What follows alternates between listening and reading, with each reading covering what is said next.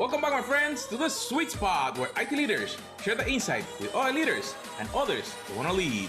My name is Carlos Vargas, and as in every week, I have my two co-hosts, Howard Holton and Paul Lewis. Hello, guys. Hey there. Hey, Carlos. Happy new week. Happy New Week.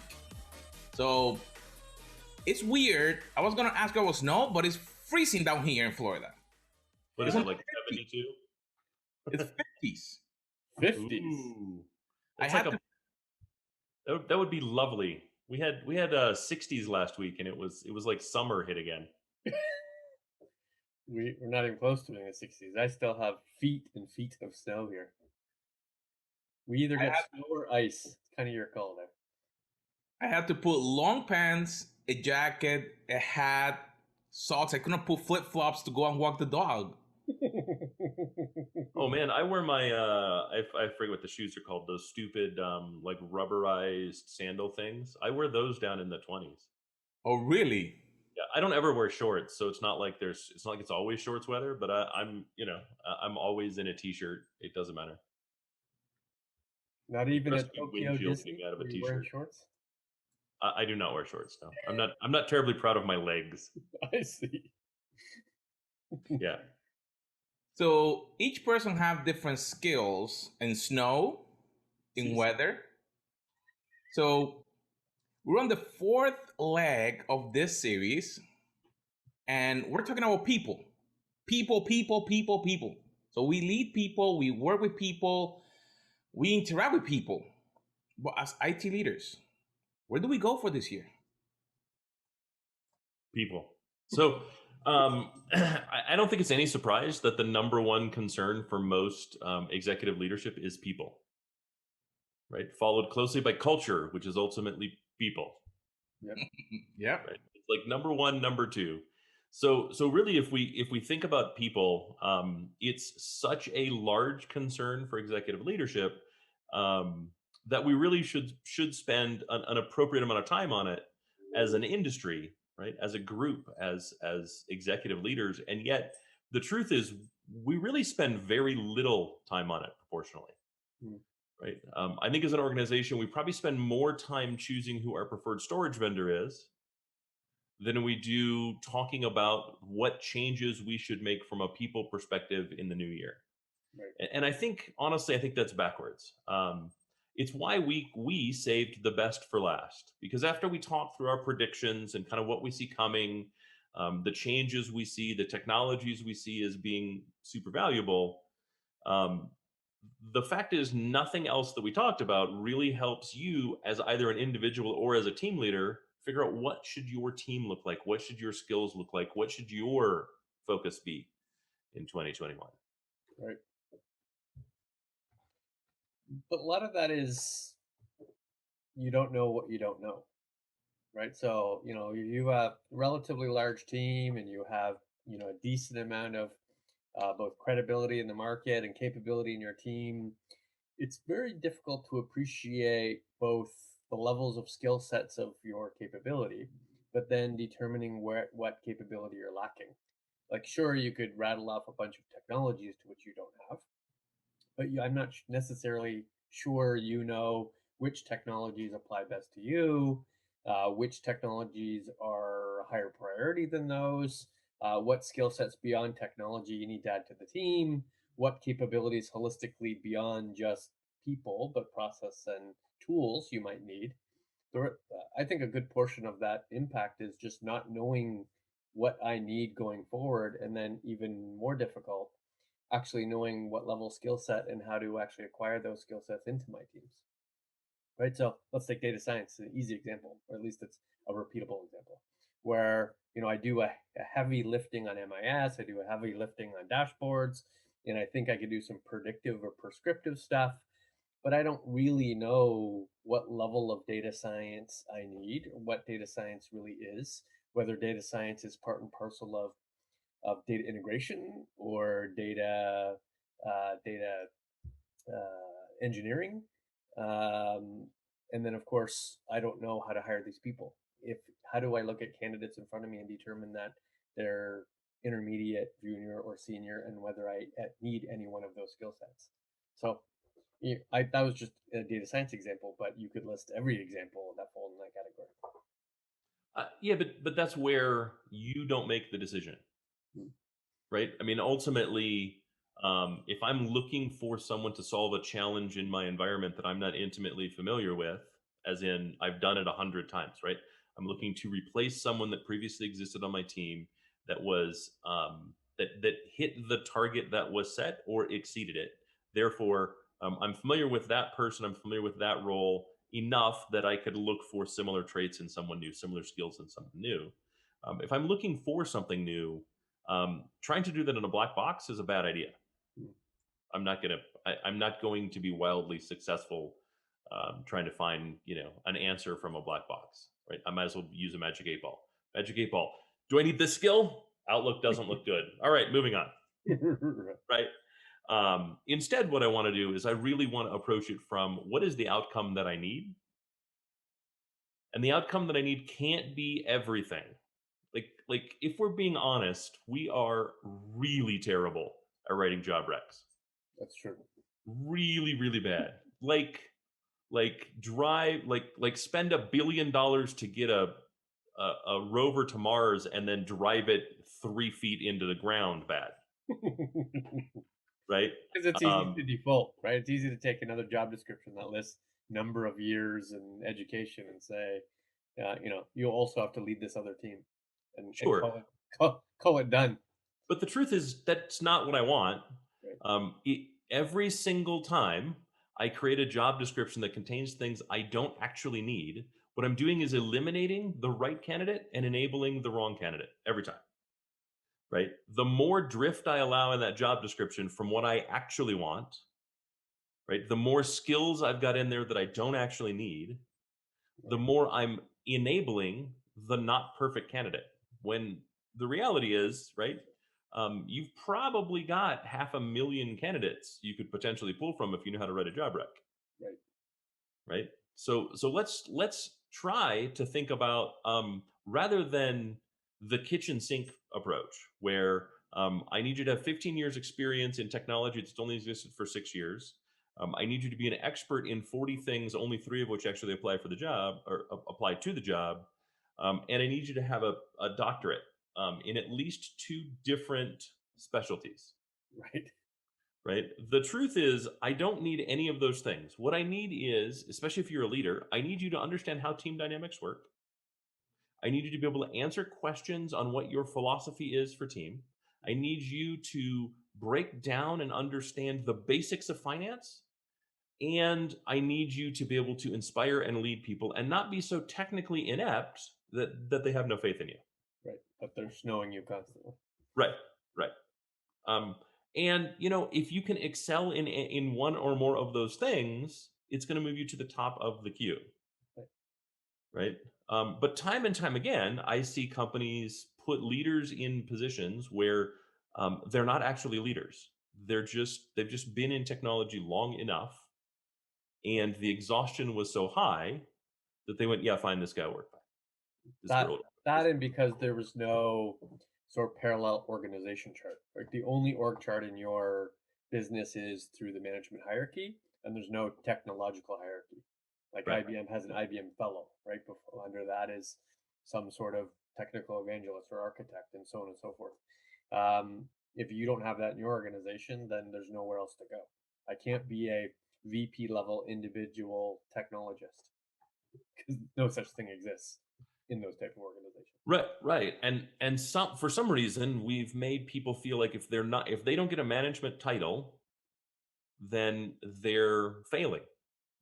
Right. It's like if we don't see growth in a company, regardless of how saturated the market is, then they're failing. When the reality is often quite the opposite. Right. And so really, we need to start looking at these things with our eyes wide open and taking full responsibility. Right.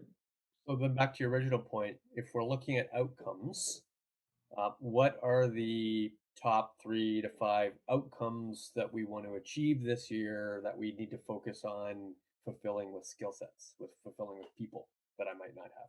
So I actually want to start a little bit earlier than that. Let's say you're going to take our advice in which case something that you're doing is new.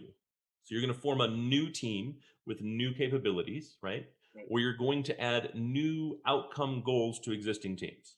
Okay. Okay. The number one most important function of the team is the ability to communicate the success. Mm. It doesn't matter what the skill is. It doesn't matter what the team is. It doesn't matter what the new outcome is, right?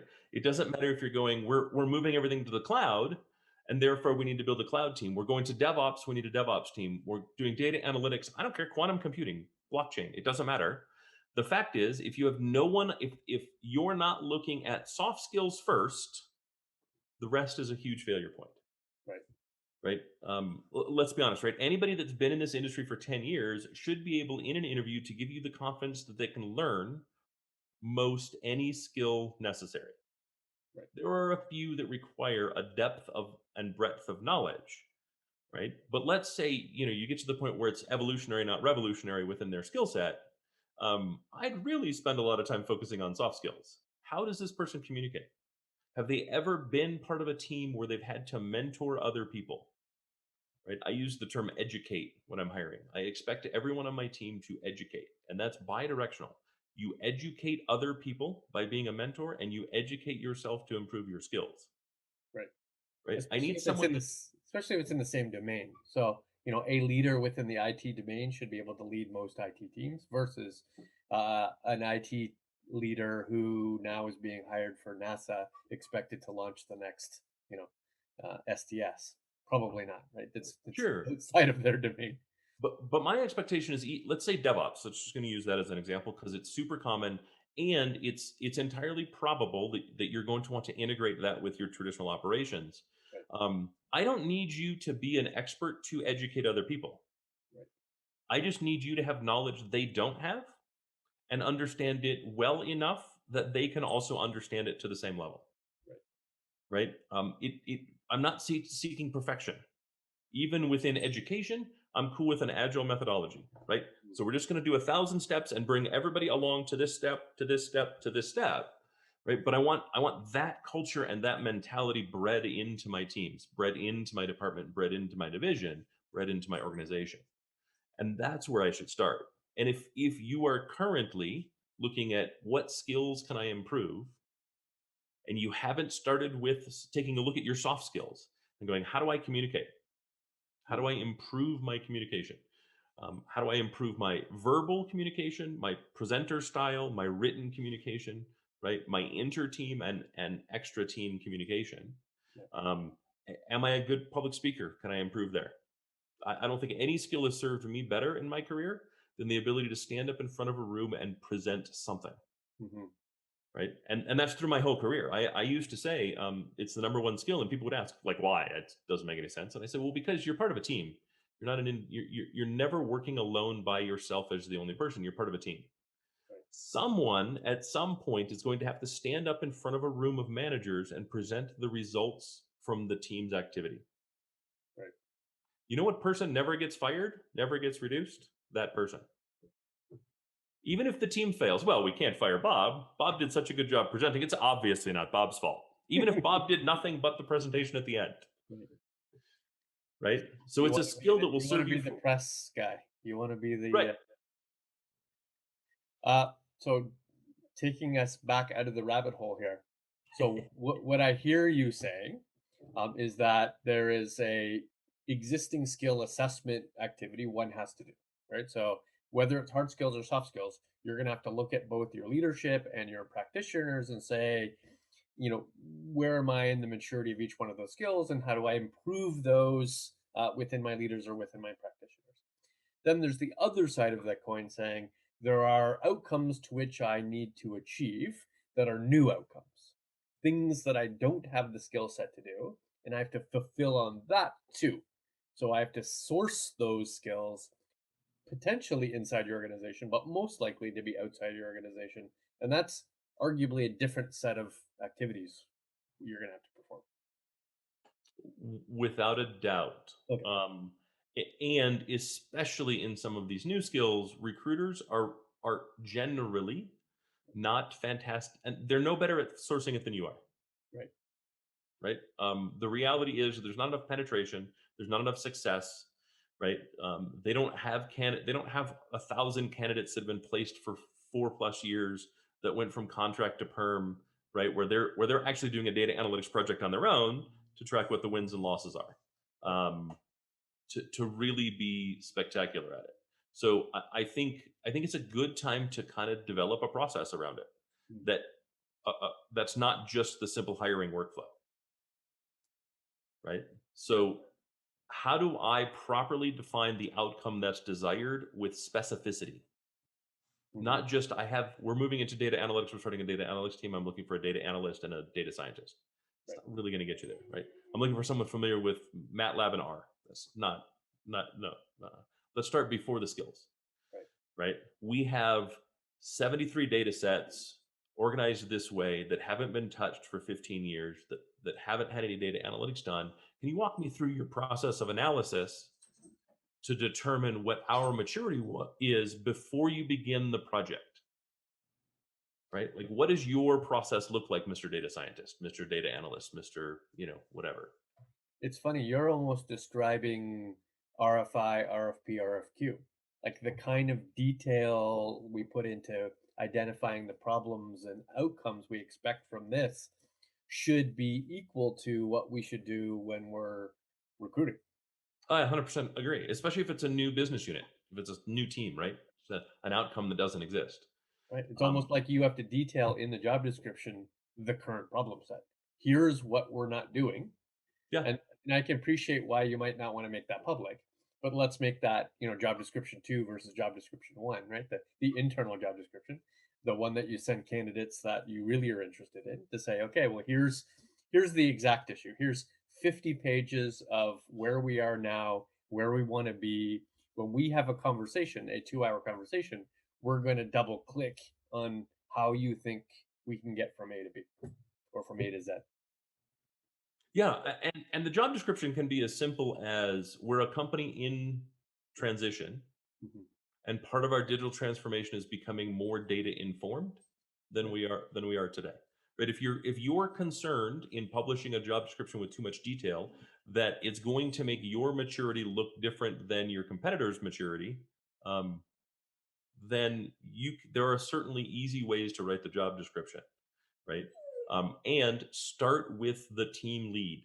That doesn't have to be the manager. That doesn't have to be an executive, right? You may already have a manager decided for the team that's internal, but you still need an individual practitioner that is a leader on the team. Start with that role, right? And that role then needs to be this person will help build the team, help mentor the team, help decide the direction of the team. Down to this person will help pick the tools that are used by the team, because that should be part of a conversation, especially within data science, because the tools are so fractured. Right. And then on the other side, like, be prepared when you go into a job interview. It should actually be like an RFP, like an RFI. Right. You should ask as many questions as the interviewer does. Even if that's an interesting question, why does that apply to the job? Right. Especially on some of the stuff that may not be obvious. How much do you expect the answer to be true? I'll tell a quick story here. So recently, I've had conversations, having conversations about new roles, almost exactly how you're describing it, where it's a small team, but an existing team, but they're looking to do new things, sell their product or services differently. And on occasion, they'll ask a question like, what is the specific go-to-market that you're recommending? Or if you were to sell this service to a client, what outcomes would you suggest we'd be able to perform based on the services we provide? Like a relatively detailed appreciation for not only the service this company provides, but how it actually creates an outcome for the end consumer itself. Like, do you expect that kind of precision? So my expectation is that you know at least enough about the industry to make a generally specific response to that, right? Like, I don't expect you to necessarily know how my business handles that within the industry, but an industry focused response would be absolutely my expectation. So you would expect things like, well, this client is in industry Y.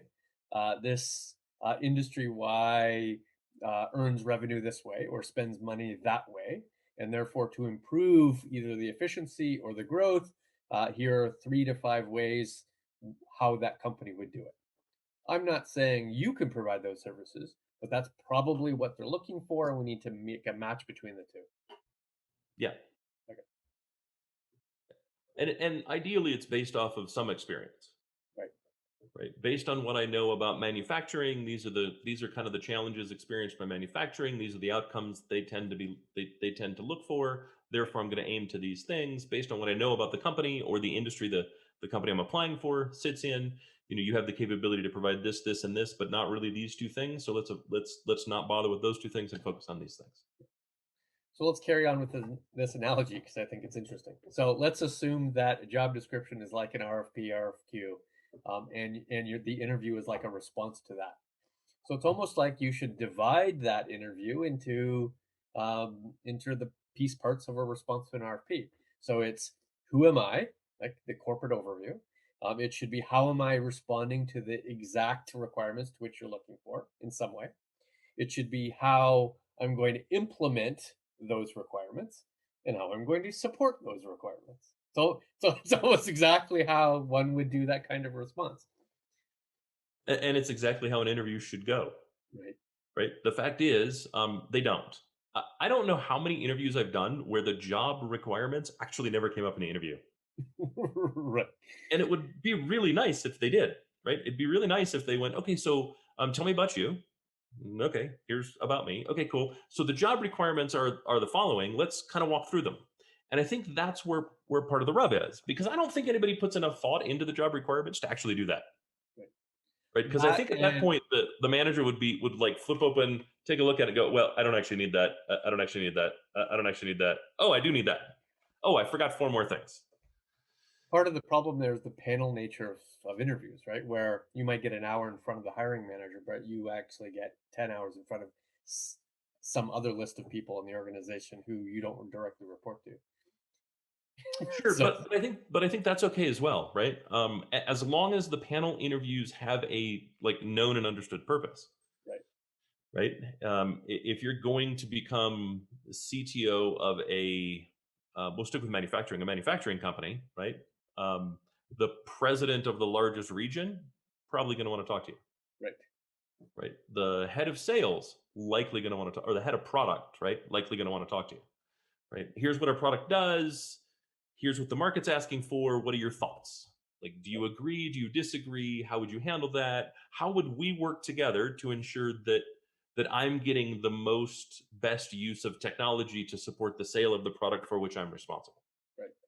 Right. And I think as long as the conversations are those, I think it's really, really, really a powerful conversation, right? I think where it starts to go sideways is a lot of the panel interviews end up being stump the chump. Right. It's 10 hours, 4 hours a day. We're going to do our best to exhaust you. And we're going to do our best to reduce you to as few numbers as we can as possible. Right. So it's an easy comparison. Right. And ultimately, the goal should be, how quickly can I determine whether or not you have the bare minimum skill level to become part of the team?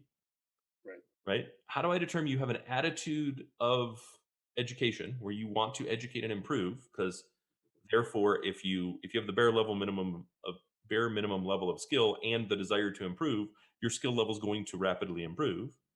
And then how do I get to the culture fit issue? And I think that's kind of where it falls apart, especially in panel interviews. Because most of panel interviews are skill based, not culture based. And I don't really care how skilled you are. If you're not a cultural fit, then you're a negative to the team. And the last thing I need is a negative to the team in any way. Right. I need net positives, not net negatives. Right. And so I think we need to change the focus on the whole mess and go, how do we get to the point where I can determine whether or not you're from a culture standpoint, from an attitude standpoint, from a team morale standpoint, whether you're a net positive versus a net negative. Right. Secondary to that would be especially since the world's changed. So So back to this analogy because I'm really enjoying it. It's something I'm gonna have to write up now. What are the new questions in this RFP? Right. So a new question should be things like, how do you lead in a federated environment, right, versus an in-person environment? How is that distinctly different than management by walking around? How is diversity and inclusion part and parcel of your leadership style where it may not have been before? What are your thoughts on productivity in a distributed world? What are your thoughts on digital access to technology? What are your thoughts on continual learning, on skill sets that might even be beyond your particular role?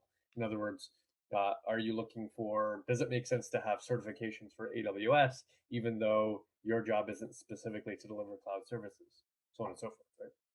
So, so I would get more specific with a lot of those, right? Like,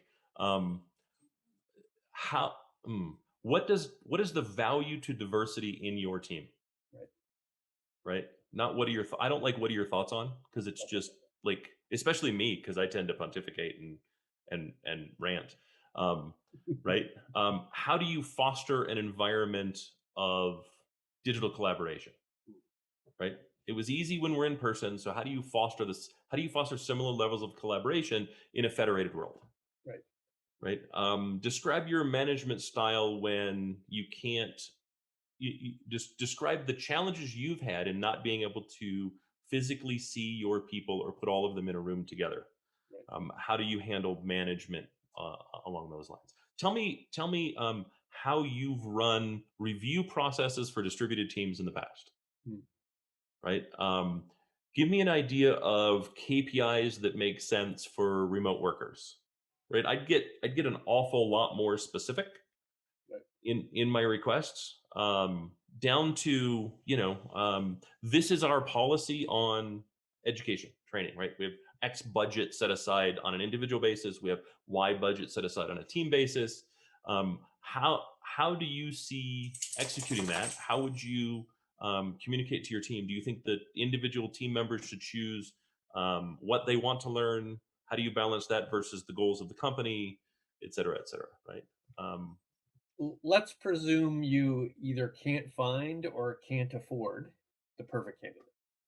That Sure. guarantees there'll be gaps, right? Of the 100 questions in your RFP, 80% check mark, 20% gap or don't know. What are you really looking for in those gaps? Because you clearly can't fulfill in everything.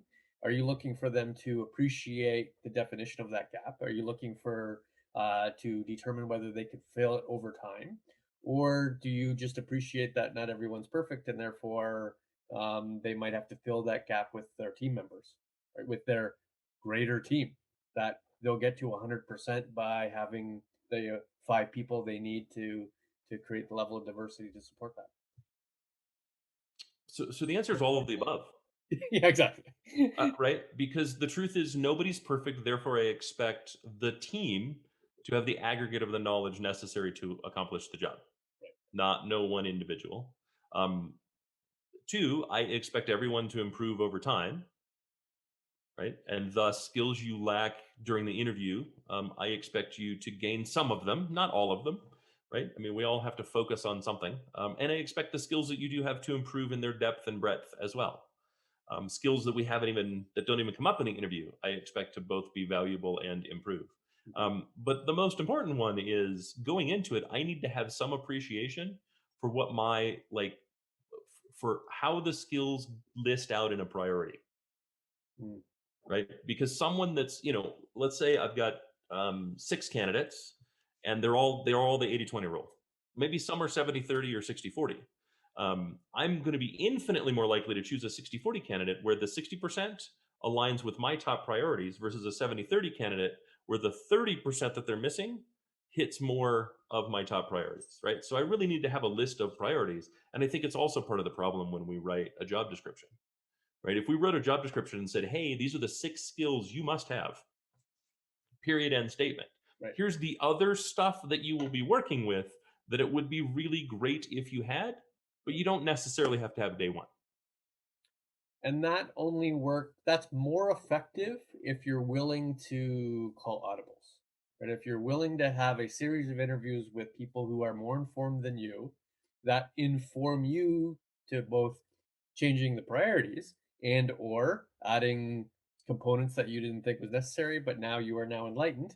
You've now learned through this process that some skill sets that I didn't think were important were in fact important, and I now need to add. You can't be strict about it. You can't go in and saying it's these 100 and I'm fulfilling these 100 or not if you don't have the skill set to know whether those 100 actually are true or not. Well, I think that's again. I think it depends, right? If I'm replacing a member on the team, Yeah. totally different, right? I know for a fact we use Ansible. The fact that you have Puppet experience isn't overly helpful. Right. It's good, but it goes under that optional list. Like Right. it's Ansible adjacent. Therefore, understanding Ansible is probably helpful if you know Puppet but not Ansible, versus someone who knows none of them. But if But you're creating a new team with a new correct. skill set and a new capability, you might only know half of what's required to do that job. Sure, but I can still put together a list of 6 things that I know for sure I want. Right. Right. I need someone that fits the culture. I need someone that's a good communicator, right? Because at that point, it's a brand new team. Yeah. Right. I need someone that has a thorough enough understanding to architect the team. Right. Again, these are soft skills rather than hard skills, but it's still 6 things that I need. And then I can go, okay, well, the level of expertise of these candidates is good enough that they can help drive the requirements for hire number 2, which can further refine the requirements for hire number 3 and 4 and 5 and 6, et cetera, right? You only exist in kind of a black box one time. Right. After that, the previous experience informs future endeavors. And so I think it is important to develop some sort of system. Like I think it's important to do an after action, right? If it gets down to 6 candidates and you run 6 candidates through a battery of interviews, and you don't do an after action and go, okay, I understand we chose Sarah for this position, but Tom, Dick, and Harry we eliminated. Let's talk through how did they get as far as they did when we eliminated them? Is there something we can look for earlier to eliminate them? Or was it just simply part of the due diligence? Were they all good enough that we would have taken any one of them? Sarah just was significantly better enough. I'm actually more concerned on the opposite to that. I'm more concerned that you had 6 candidates, you interviewed 1 through 6, you've learned sufficiently through that process that by the 6th, you should really close that loop and go back to the first again. Because now you've learned a whole new set of things. Maybe 5 more skills that you think now are more important than other skills that you've listed. Sure, Yet sure. you Did we never eliminate actually someone that talked to those first few did, candidates on did those. we eliminate someone that should have been included? Should it have been 7 or 8 in retrospect and not just 6, right? Of Right. the Or you rank 200 them based resumes. on not having sufficient, not having closed the loop, not having asked the actual question. And I think too, right? We can also use that to inform the future job description. Right. Are there skills we actually like through the interview process, and especially if we do the RFP thing, right? Like who and then job description analysis, right? When we're going through that, are we crossing stuff out and going, yeah, we don't actually need this? Are we skipping over stuff because we don't actually need this? Let's drop it from the job description. Did we bring up other things, other skills that weren't contained within the job description that we needed, right? And the answer to that, based on my experience, is always yes. Mhm. Right? There's always something that wasn't added that we actually felt we really did need, right? And so I think I think to your point, I think a review of the total process Right. is also what I was hoping to get to. Another thing to consider, and I'm sure you've done it in the past because we've talked about it before, that when you're building out a team, but you're starting with the leader, while you're going through the process of interviewing, finding candidates for the leader, that should be the exact same time that you're looking at skill sets to fill out the team. Because it's quite possible that of the 10 candidates you saw, 5 of them could actually be part of the team in an ongoing set of processes.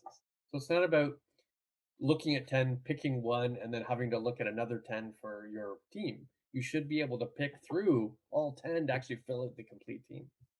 I don't think that happens as often as what we envision it happening. No, and from a candidate standpoint, and this is something I've encountered interviewing recently. People are really tied to job title Right. from both directions, right? And I think it's a real shame. I don't really care what the job title is. I care what the work is. Am I going to be satisfied with the work, and am I going to be reasonably well compensated for the work and my contribution to the company? Right. Job title is something really that we shouldn't care about because it doesn't. Job title doesn't pay me. Job title doesn't actually improve my life. And the fact is, one of the red flags for me was always someone that came in with a demand for a job title. Right. I've used the Simon Sinek quote a lot. Right. A boss has the title, a leader has the people. I'm always looking for leaders. Right. So I think as you go through the process, kind of watch out for that as well. Kind of look for, is this someone looking for a title, or is this a leader who's a natural leader or has worked to become a leader, right? That's going to have people look at them, that work for them, that work peer to them, and go, that person's worthy of the title, right? Title chasing, I think, is silly. And so I think often, especially when you're hiring a leader, to come back to that person and go, well, we'd like to discuss, position number 2. It's not a leader, it's not the leadership position, but we think you'd be great for it. I think you're going to get a lot of brush offs. Right. That's fair. And then the final thing I want to do, because I think we are running tight on time now, I think so. is I want to encourage that if you're creating a new team and you know about it 6 months beforehand, tell your existing team. Nothing is more frustrating than being a person who wishes to grow in the organization and watching those growth opportunities go to people outside the organization and never being offered internally. Right. And slide your scale when you're interviewing internally. If 80-20 is your requirement, they have to meet 80% of the requirements, 20% they can learn, and these are our 6 that are most important. It needs to be 70-30, 6 or 60-40 internal, and really push the internal candidates. There's nothing better for morale than promoting from within. 100% agree. And if it means delaying by 4 to 6 months the start of this role, great, because it would have taken that long to hire somebody externally anyway. And let's be honest, right? If you knew this was coming and you didn't inform your team, that's your failing. If you knew this was coming and you've mentored no one in your tenure, that's your failing. Right? If we're, your job, every leader's job, is to mentor more than one person.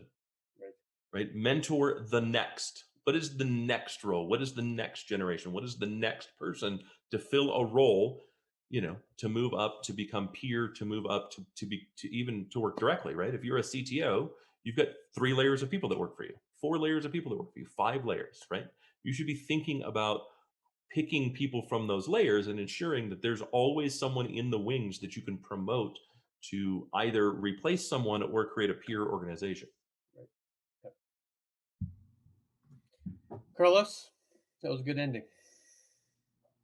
4 episodes. This series is like a pure MBA leadership for tech, and I was paying attention. And one question that came up in my head was, a lot of times we see that companies bring leaders from other departments to lead within IT. And sometimes we see them fail and they say, well, they were good somewhere else, so it must be the IT team that is not good. Can you share a little bit about that and your experience that you have seen in that area? Because we're talking about people, and that's one of the things that I experienced it, and it frustrates the teams that may work with a great leader, but there may be a disconnect in there. I can tell you that it's never the team that's the fault. I can't think of any circumstance where that, in fact, would be true. It's always the leader's fault. Always. So, go ahead, Howard. Yeah, so I've seen it be successful and I've seen it fail. Yeah. Right? I've seen both. And it all comes down to one thing and one thing only, and that is respect. Right? The team has no confidence that the new leader understands what they do and has an appreciation for what their job really is. And the leader has no respect for that particular fact. for the fact that they don't understand the context and nuance of the work for the team that they're leading, and they tend not to take the time to learn it. They just look at management as a task that is easily replaceable regardless of the experience of the people. And it's not just, it doesn't just happen in tech, right? I'm going to stick with manufacturing, but imagine for a moment you have a manufacturing line and you take the director of the help desk and you move them over and you make them the head of manufacturing for a plant. Right? If that person just moves in and goes, I'm just going to run these people like I do help desk people, and have no appreciation for the intricacies and nuances of their work, of their day, of their job, it's going to fail. Right? You're going to destroy morale. You're going to increase your loss rate of employees, right? It's going to cost a ton of money. And I would say, regardless of where the person is moving, but we'll stick with technology because that was what was brought up. Putting someone in the position that doesn't respect technology itself is going to be an epic fail. No one is going to respect that person who works for them, and you're going to have a peer problem. There are still a ton of people that have no understanding nor respect for technology, and I see them made technology leaders from time to time. Don't ever do that. Matter of fact, never give someone a leader that they can't respect. Just in general, though, I absolutely buy the process of moving leaders around within senior executive ranks. That makes a lot of sense to me. Because if you want to be a COO or you want to be a CEO, and you think this person has the skill set in the future to become, that role within your organization, absolutely. Give them a breadth of understanding of what your business does. Do 6-month stints in a variety of parts of the organization, but know that that's the purpose, and that you're judging their success in these new roles to determine whether they're readily available for the COO or the CEO role. And therefore, their only focus is to ensure the success of themselves and their team versus being put in that position against their will. Even when it is their will, right? If they get to the point where you're considering them for the COO, and therefore you're moving them to from division head to division head to division head, understand that a few things need to happen. First, you need to communicate to the executive team that that's the goal. And 2, they should never have got that far if they're not a leader. Right. If they're just a boss, you're making a mistake.